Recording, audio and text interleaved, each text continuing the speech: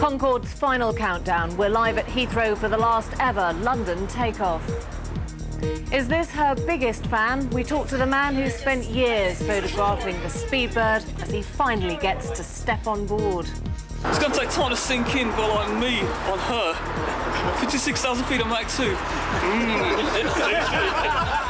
Also tonight, encouraging the ambulance chasers, the London hospital that's telling its own patients to sue. It's not all rock and roll. Why no one understands a teenager. 17-year-old Natasha tells the story.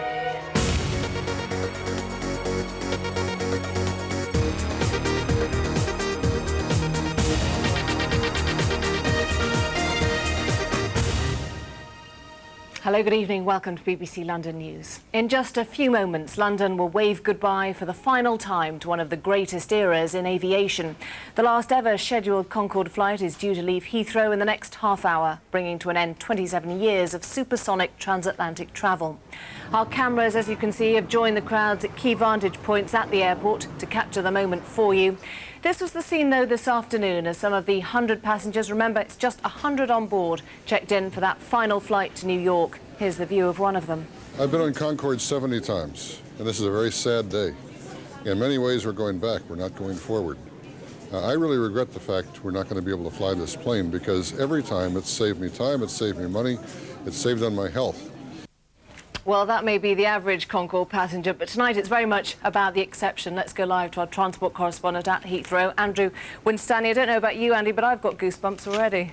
Well, yeah, there certainly is a strange, exceptional atmosphere down here.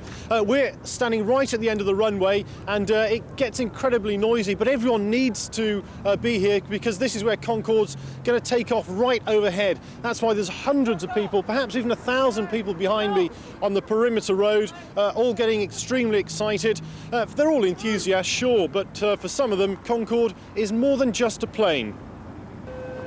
This man is Concorde's greatest fan, and on Tuesday he became its most grateful customer, as the check-in girls soon discovered. I'm here. Thanks very much. To fly on Big Bird. Jetinder has been photographing Concorde for 25 years, but he never thought he'd make it on board. When he finally got the opportunity 2 days ago, his enthusiasm was hard to control. You really feel like I'm pulling you, pushing you. Jetinder, or Jet as he's known, has been travelling from Romford all the way to Heathrow to see Concorde since he was knee-high to the front wheel. His dedication is, even in these circles, still unsurpassed, and he's captured thousands of images of the supersonic jet in every sort of condition. But his friends wanted him to experience the real thing. Are you kidding? No. So they spent £4,500 buying him a ticket to fly. Most of the money, I think, came from people who've been so blown away by their experience on Concorde. A lot of people who've done a once-in-a-lifetime trip on Concorde and just wanted somebody else to share that experience. It's going to take time to sink in, but like me on her, 56,000 feet on Mach 2. The day Jetinder flew was something he wanted to remember forever. Gotcha! Oh, I've been waiting for this. Yes! Then at 6:30, it was time to board.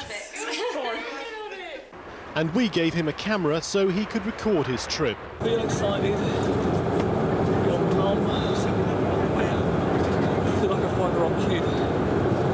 It's a smooth, constant climb, all the way through Mach 1 towards Mach 2. This is just so slow. You're not travelling on Mach 2.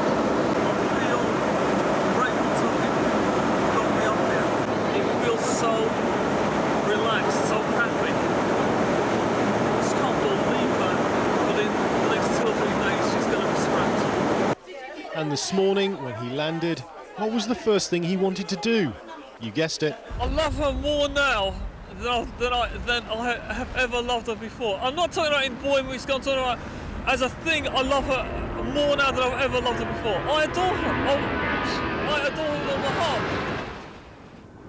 Well, you won't be surprised to learn that Jetinder is out there with his camera in the crowds tonight. Now, as far as we understand, Concorde has pulled off its stand at Terminal 4 and is heading for the runway. Now, that means it should be taking off in about 15 minutes. We're listening into air traffic control, and hopefully we should be able to give you advance warning so everyone can see it for the last time take off to New York.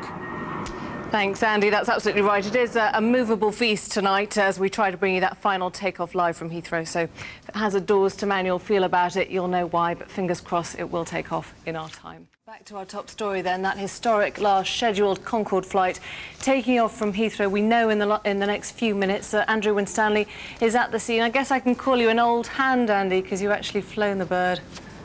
Well, I have, yeah, but first of all, I'll tell you that we've heard that the pilot has just requested to start his engines. That actually means that they will probably pull back from the stand in probably 5 minutes' time, maybe airborne in about half an hour. I can tell you what those passengers are feeling at the moment, be a sense of exhilaration. I suppose you've heard all the legend. You know, will it be something different to an ordinary plane? Certainly on takeoff it is. It's just incredibly quick.